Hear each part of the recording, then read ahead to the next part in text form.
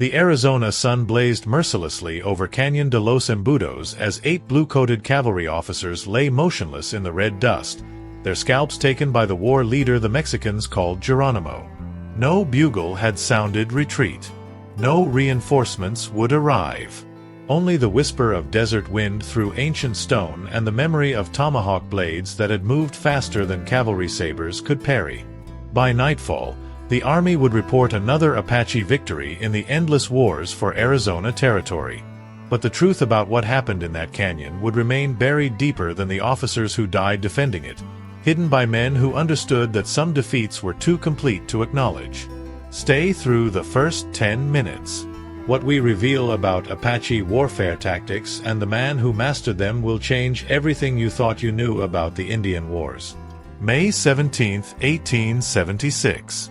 The Chiricahua Apache Reservation at San Carlos had become a prison disguised as government charity, where once free warriors learned the bitter taste of agency beef and the humiliation of standing in line for supplies that should have been provided by their own hunting skills. Among the confined Apaches, one man's hatred burned brighter than the desert sun: Goyle, the one called Geronimo by Mexican enemies who had learned to fear his name. At 47, Geronimo carried the scars of 3 decades fighting Mexican and American invaders who had stolen Apache lands and slaughtered Apache families. His weathered face, marked by lines of grief and fury, told the story of a medicine man who had watched his mother, wife, and 3 children murdered by Mexican soldiers while he traded peacefully in Llanos. That massacre in 1858 had transformed a spiritual leader into a war chief whose name would be whispered in terror across 2 nations. The reservation system was designed to break Apache spirit through systematic degradation. Warriors who had once ranged freely across mountains and deserts now waited for government handouts administered by corrupt agents who sold supplies meant for Indian families while keeping the profits for themselves. Children who should have learned the ancient ways of hunting and warfare instead attended schools where white teachers beat them for speaking Apache and forced them to pray to a foreign god. But Geronimo had not surrendered his power or his purpose. In the hidden camps beyond the agency's reach, he continued practicing the sacred rituals that had made him a powerful medicine man among his people. His ceremonies could predict enemy movements, locate water in the desert, and provide spiritual protection for warriors preparing for battle. More importantly, his visions showed him that the time for passive resistance was ending. Lieutenant Colonel James Bradley commanded Fort Apache with the arrogance typical of career officers who viewed Indian warfare as an opportunity for advancement rather than a struggle between peoples fighting for survival. Bradley had earned his rank during the Civil War, where enemies wore uniforms and fought according to European rules that made combat predictable and promotions achievable. Apache warfare was different, a deadly game played across hostile terrain by men who had perfected the art of killing without being seen. Bradley's contempt for Apache capabilities was shared by his 8 senior officers, men who had spent their careers fighting conventional enemies and believed superior firepower and military discipline could triumph over what they dismissed as savage cunning. Captain William Morrison, Major Thomas Henderson, and their colleagues had studied warfare at West Point, where textbooks described battles between organized armies, not the invisible conflicts waged by Apache war parties who struck like lightning and vanished like smoke. The catalyst for what would become known as the Canyon Massacre came when Bradley's patrol discovered an Apache hunting party led by Geronimo's nephew, Chapo, who had been tracking deer in the mountains beyond the reservation boundary. By law, Indians were forbidden to leave designated areas without permission, and Bradley saw an opportunity to demonstrate military authority while advancing his career through decisive action against hostile Apaches. The confrontation at Aravaipa Creek began as a routine arrest but escalated when Chapo resisted being shackled like a common criminal. In the struggle that followed, a nervous trooper's rifle discharged, killing the young Apache instantly. 7 other warriors in Chapo's hunting party were shot down as they tried to retrieve their leader's body, their blood staining the creek water red as it flowed toward the reservation where Geronimo waited for their return. News of the killings reached Geronimo through Apache scouts who had witnessed the massacre from concealment and ridden hard through the night to report what they had seen. The medicine man listened to their account with the stone-faced calm that had earned him respect among warriors who had learned that emotional displays were luxuries the Apache could not afford. But behind his impassive expression, Geronimo was calculating the spiritual and military requirements for the vengeance his nephew's death demanded. Apache law required blood payment for unprovoked killing, especially when the victims included a medicine man's family member. Geronimo's visions had already shown him the location where justice would be achieved, Cañón de los Embudos, where ancient spirits would guide Apache warriors in battle against the blue-coated enemies who believed superior weapons could defeat superior knowledge of the land itself. The war leader began his preparations immediately, gathering 8 proven warriors whose skills complemented his own medicine power and whose loyalty had been tested in previous battles against Mexican and American enemies. These men, including the scout Nate, the tracker Perico, and the war chief Nana, represented the finest Apache military tradition, warriors who could move unseen across open ground and kill enemies before their victims knew death was approaching. The medicine ceremony Geronimo performed before battle used techniques that made Apache warriors nearly invisible to their enemies. What happened next proves that spiritual preparation was as important as weapons in determining victory or defeat. The sacred cave in the Dragoon Mountains had sheltered Apache medicine men for generations, its walls blackened by smoke from countless ceremonies where spiritual power was sought for protection in battle. Geronimo entered this ancient sanctuary as the sun set on May 18th, carrying the ritual items that would connect him with the spirits of his ancestors and the land itself: eagle feathers for vision, turquoise for protection, and sacred pollen for prayers that would guide his warriors to victory.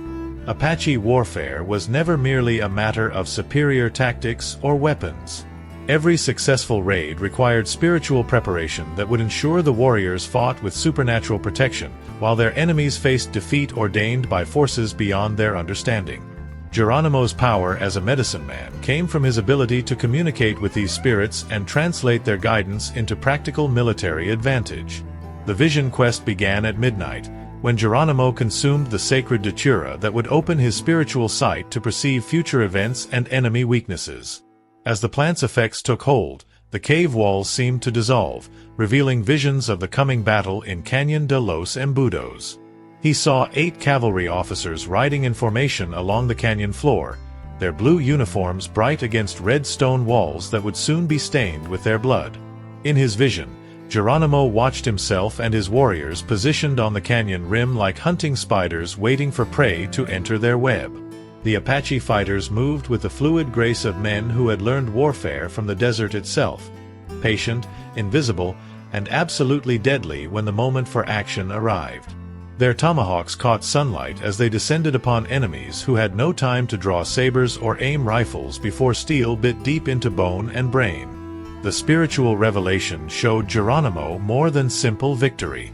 He saw the specific positioning required for each warrior, the precise timing needed for coordinated attack, and most importantly, the ritual preparations that would make his fighters invisible to cavalry scouts trained to detect Apache movement across open ground.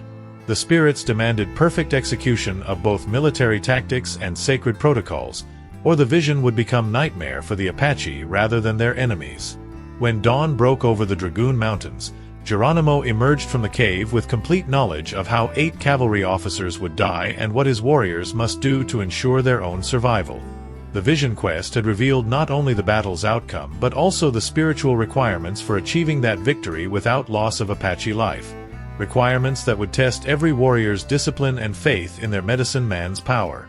Nate was the first to receive Geronimo's instructions, learning that his position on the canyon's north rim would require absolute stillness for 3 hours while the cavalry patrol approached the killing ground. The young war chief had inherited his father Cochise's tactical brilliance, but this mission would demand patience rather than aggression, waiting for the perfect moment instead of seeking immediate action against hated enemies. Perico's assignment involved the most dangerous role, descending into the canyon to drive the cavalry patrol toward the ambush site while avoiding detection or premature engagement that might alert the officers to their danger. His reputation as the Apache's finest tracker would be tested by the need to remain invisible while herding enemies like cattle toward slaughter. The war paint ceremony followed ancient patterns that had protected Apache warriors since the beginning of time. Each fighter's face and body were marked with symbols representing their spiritual guardian animals. Geronimo bore the markings of the mountain lion, while Nate wore the war paint of the eagle and Perico displayed the sacred signs of the wolf. These weren't mere decorations but spiritual armor that would deflect enemy bullets and make Apache fighters difficult for white soldiers to see or target accurately. Weapon preparation required equal attention to spiritual and practical considerations. Each warrior's tomahawk was blessed with prayers asking the spirits to guide its edge true to enemy flesh while protecting its wielder from harm. The steel heads were sharpened to razor keenness and the wooden handles wrapped with sacred cord that would prevent weapons from slipping during the close-quarters combat that Apache warfare demanded.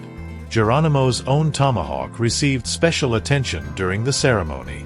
The weapon had been crafted from metal taken from a Mexican cavalry saber after the war leader's successful raid on a Risp 20 years earlier, its steel blessed by the blood of enemies and tempered by victories in a dozen battles across Sonora and Arizona. The spirits had revealed that this particular weapon would take 3 of the 8 scalps required for proper vengeance, while his warriors' tomahawks would account for the remaining 5. The final element of spiritual preparation involved the taking of sacred peyote that would enhance each warrior's reflexes and perception during battle while providing protection against enemy weapons. The plant's effects would make the Apache fighters move faster than normal human reflexes could follow, allowing them to strike and withdraw before their opponents could respond effectively. This was not merely superstition but practical battle medicine refined through generations of successful warfare. As the war party prepared to leave their mountain sanctuary, Geronimo performed one last ceremony to ensure the spirits would guide them safely to victory and home again. The ritual involved offerings of tobacco and prayers spoken in the ancient Apache language, asking for success in the coming battle and protection for warriors whose survival would determine whether justice would be achieved for Chapo's murder. The medicine man's preparations were complete. 8 cavalry officers were riding toward their deaths in Cañon de los Embudos, but they would not die easily or without honor. Apache warfare respected brave enemies, and these soldiers would be given the opportunity to die fighting like warriors rather than victims. Their scalps would be taken as trophies and spiritual payment for Apache blood that had been shed without cause, but their courage would be acknowledged in the victory songs that would celebrate Geronimo's triumph. The tactical genius we're about to reveal shows why Apache warfare was so feared by professional soldiers. The positioning and timing of what happened next redefined frontier combat forever. Cañon de los Embudos cut through the Arizona landscape like a wound in red stone, its walls rising 300 feet above a narrow floor where flash floods had carved passages that provided perfect concealment for warriors who understood the terrain's deadly possibilities. Geronimo had chosen this location because his visions showed him exactly how 8 cavalry officers would die here, their military training useless against Apache tactics perfected through centuries of warfare in unforgiving desert country. Lieutenant Colonel Bradley's patrol entered the canyon at precisely noon on May 19, 1876, following a trail that appeared to lead toward an Apache encampment but was actually bait laid by Perico, who had spent 2 days creating false signs that would draw the cavalry into Geronimo's trap. The 8 officers rode in standard military formation, their confidence based on superior firepower and professional training that had served them well against conventional enemies but would prove inadequate against warriors who fought like desert predators. Captain Morrison rode point, his experienced eye scanning the canyon walls for signs of Apache presence while his hand rested casually on his saber hilt. Behind him, Major Henderson commanded the main body of troops with the calm authority of a veteran who had survived Bull Run and Gettysburg, where enemy positions were clearly marked and tactics followed predictable patterns. Neither officer suspected that 8 Apache warriors were already positioned above them, invisible against stone formations that provided perfect camouflage for men who had learned to become part of the landscape itself. Geronimo occupied the most critical position on the canyon's south rim, where his medicine power and tactical genius could coordinate the attack while ensuring no cavalry officer escaped to report what had happened. From his concealed vantage point, he could observe the entire patrol and signal his warriors when the moment for action arrived. The war leader's patience was absolute. Apache warfare demanded perfect timing rather than impulsive aggression, waiting for the enemy to reach exactly the right position before unleashing violence that would end the fight before it truly began. The spiritual preparations from the previous night were proving their worth as the cavalry patrol passed within 50 feet of hidden Apache positions without detecting any sign of danger. The sacred war paint made Geronimo's warriors nearly invisible against the canyon walls, while the peyote enhanced their perception and reflexes to superhuman levels. They could see every detail of their enemy's equipment and expressions while remaining completely undetected by soldiers trained to spot hostile movements across open ground. Nate controlled the canyon's north rim with 3 warriors whose positioning would prevent any cavalry officer from escaping the killing ground once the attack began. Their tomahawks were ready, steel edges sharp enough to split bone with single strokes that would drop enemies before they could cry warnings to their companions. The young war chief had inherited his father Cochise's tactical brilliance, but this battle would test whether he possessed the cold discipline required for perfectly coordinated ambush warfare. Perico maintained his position in the canyon floor, ready to reveal himself at Geronimo's signal and drive the cavalry patrol deeper into the trap while avoiding premature engagement that might alert the officers to their danger.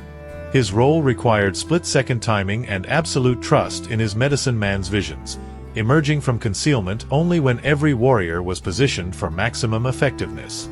The moment of attack arrived when Lieutenant Colonel Bradley's horse stepped on the precise stone that Geronimo's vision had revealed as the trigger for Apache vengeance. The war leader's war cry echoed off canyon walls like thunder, signaling 8 warriors to descend upon their enemies with supernatural speed and coordination that transformed disciplined soldiers into victims caught in a supernatural storm of steel and fury. Geronimo's tomahawk took Captain Morrison first, the blade splitting his skull before the officer could draw his saber or shout warning to his men.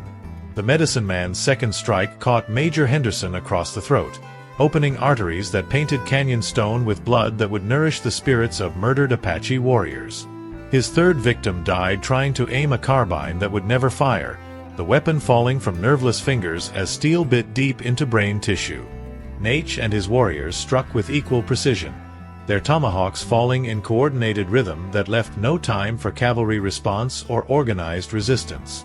The Apache fighters moved like hunting wolves, each warrior knowing his target and role in the slaughter that would avenge Chapo's death while demonstrating the price of shedding Apache blood without cause. The entire engagement lasted less than 3 minutes, but those minutes contained enough violence to satisfy Apache honor requirements while providing clear message to any military commander who might consider similar aggression against reservation Indians who dared hunt beyond arbitrary boundaries established by men who had never lived off the land themselves.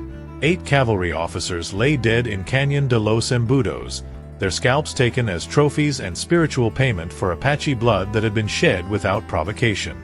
Their bodies would be arranged with military precision that honored their courage while making clear that Apache warfare followed different rules than those taught at West Point or practiced on European battlefields.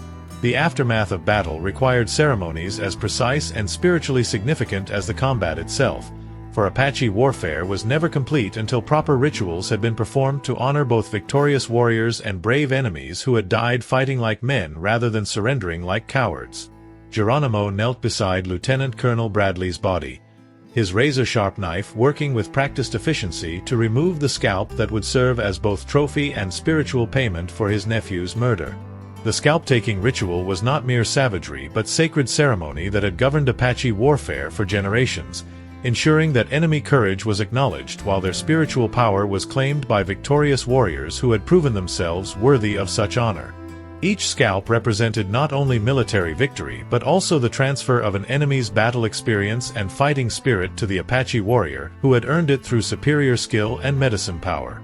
Geronimo's technique was perfect, learned through decades of warfare against Mexican and American enemies who had taught him the art of taking trophies while respecting the courage of men who died well. His knife moved in ritual patterns that honored the spirits of both victor and vanquished, removing hair and skin in single clean cuts that demonstrated mastery of both warfare and the sacred protocols that governed how battles should end.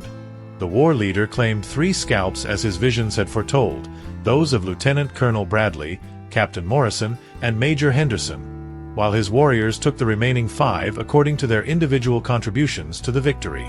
Nate received 2 scalps for his perfect coordination of the North Rim attack, while Perico earned 1 for his crucial role in baiting the cavalry patrol into the killing ground where Apache justice could be administered. Each scalp was prepared according to ancient customs that transformed battlefield trophies into sacred objects that would be displayed during victory ceremonies and preserved as proof of Apache military prowess. The hair was cleaned and braided with sacred cords, while the skin was treated with special preparations that would prevent decay and ensure the trophies remained intact for generations of Apache warriors to admire and learn from. The spiritual significance of scalp taking extended beyond simple trophy collection to encompass the Apache belief that enemy courage and fighting knowledge could be absorbed by warriors who properly honored their victims through correct ritual procedures. By claiming these scalps, Geronimo and his fighters were incorporating the tactical training and battle experience of 8 professional cavalry officers into their own military capabilities.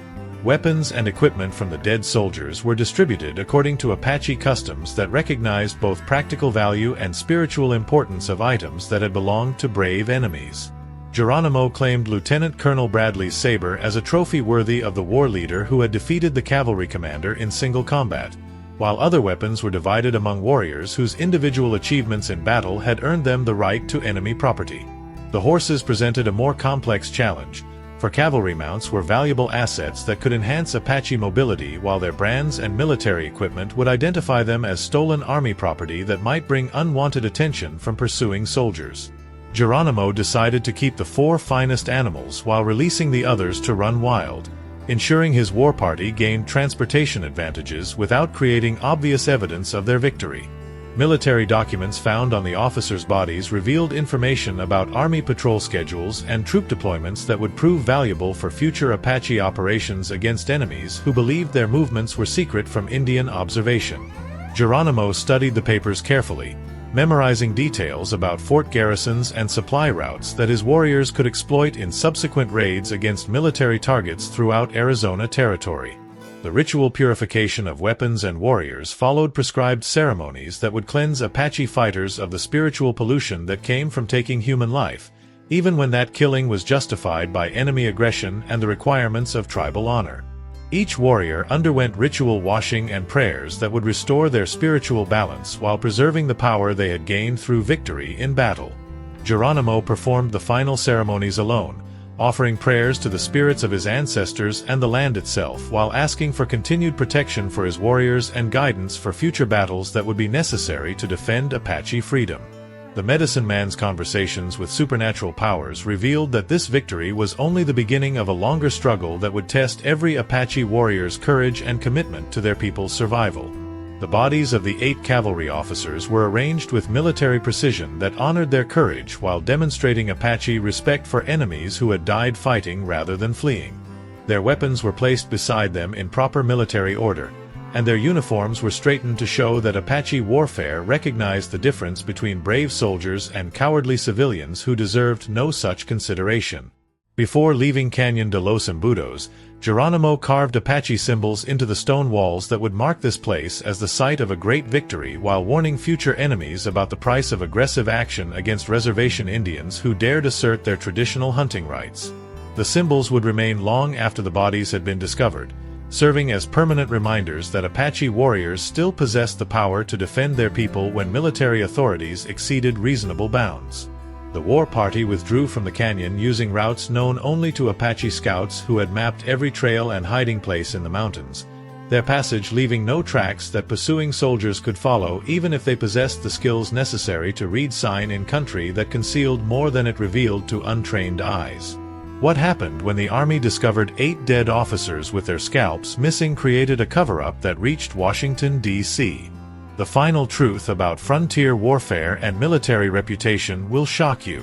The discovery of 8 scalped cavalry officers in Cañon de los Embudos sent shockwaves through Army command that reached from Arizona territory to Washington, D.C., where military officials struggled to explain how professional soldiers had been eliminated by Apache warriors without firing a single shot in their own defense. The massacre represented a tactical defeat so complete that it challenged fundamental assumptions about military superiority over Indian fighting capabilities. Colonel George Crook arrived at Fort Apache 3 days after the bodies were discovered, his reputation as an Indian fighter preceding him from successful campaigns against the Sioux and Northern Cheyenne, where conventional tactics had eventually triumphed over tribal resistance.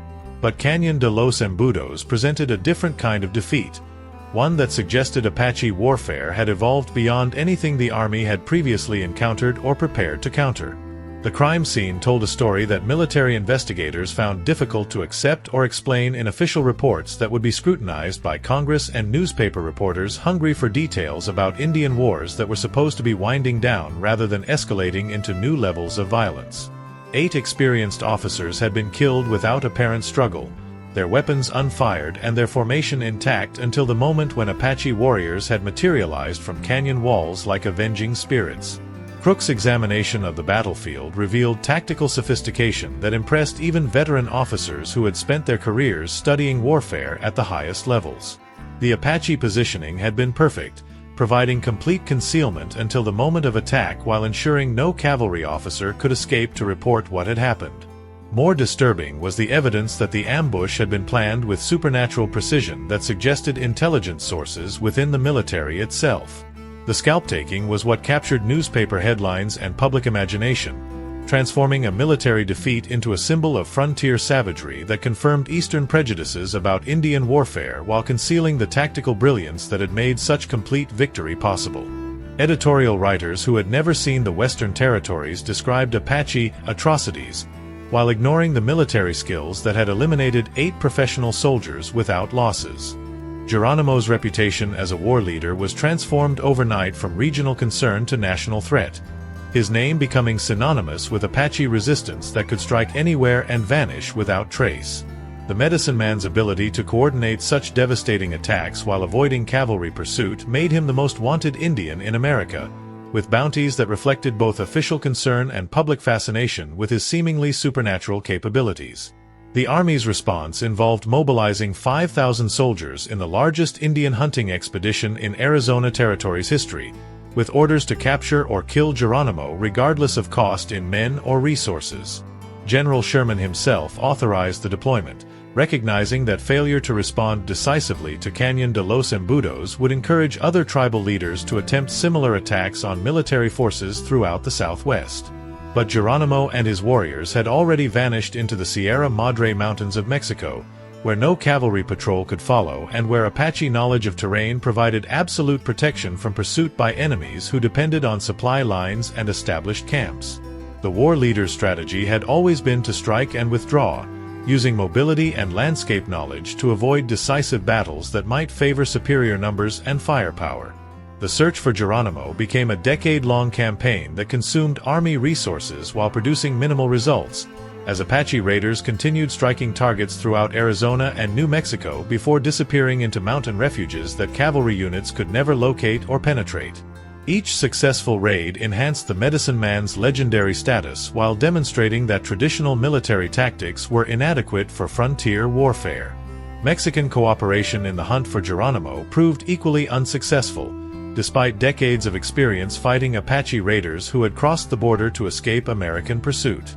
The war leader's knowledge of both countries' terrain allowed him to exploit jurisdictional complications while maintaining pressure on civilian and military targets that could never predict when or where the next attack might occur. The political implications of Cañón de los Embudos extended far beyond military embarrassment to influence congressional debates about Indian policy and territorial governance that would shape the American Southwest's development for generations. Eastern politicians who had supported peaceful assimilation policies began demanding military solutions that would eliminate Indian resistance through overwhelming force rather than negotiated settlements. Public fascination with Geronimo's exploits created a mythology that transformed the Apache war leader into a figure larger than life, inspiring dime novels and newspaper stories that mixed factual accounts with fictional embellishments designed to satisfy readers' appetite for frontier adventure. The real man became lost beneath layers of legend that served political and commercial purposes rather than historical accuracy. The final surrender in 1886 came not through military defeat but through negotiated settlement that recognized both Geronimo's tactical superiority and the Army's inability to capture him through conventional means. The medicine man's decision to surrender reflected exhaustion rather than defeat, acknowledging that even Apache endurance had limits when fighting two nations simultaneously across thousands of miles of hostile territory.